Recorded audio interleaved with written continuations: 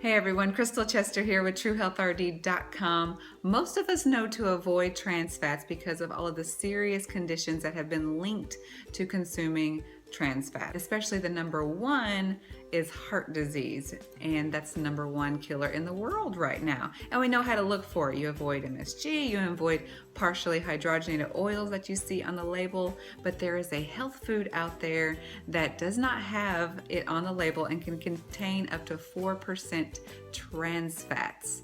And I bet it's in your pantry, or you don't worry about it whenever you go out to eat when it's made with this oil. It is canola oil. Now, when I very first discovered this about canola oil, I was getting ready to do a supermarket tour.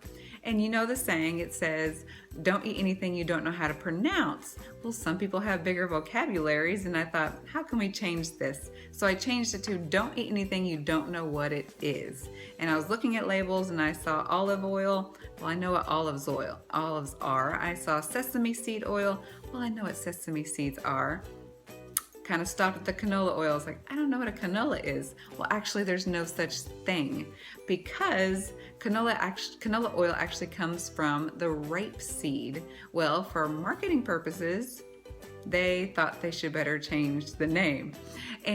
But what happened is that it's actually a very versatile oil, can be used for many different things. And in 1995, Monsanto found a way to genetically modify it. So actually over 90% of all canola oil is genetically modified.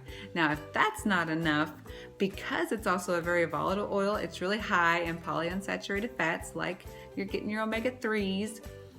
Well, they have to process it at a very high temperature to do this grand processing event. And actually, because it's a volatile oil, it doesn't need to be heated higher than 200 to 250 degrees, just like olive oil. We have all these great oils, but different oils have different smoke points. And canola oil doesn't need to go higher than about 200 to 250 degrees, or the oils go rancid. And so whenever they're processing this stuff and they're processing it at a high temperature, that makes those great oils, the reason why we would want to eat canola oil, it turns them into trans fats. And they don't have to put that on the label because they're not adding trans fats. It's just something that happens during processing. And so know that over 90% of the canola oil you find on the market or in your store is genetically modified. And if it's not organic and it's not cold pressed, you're consuming a lot more trans fats than you would ever want to. So not saying that you can't ever have canola oil. Actually, canola oil in its most natural state is pretty healthy, it's pretty beneficial.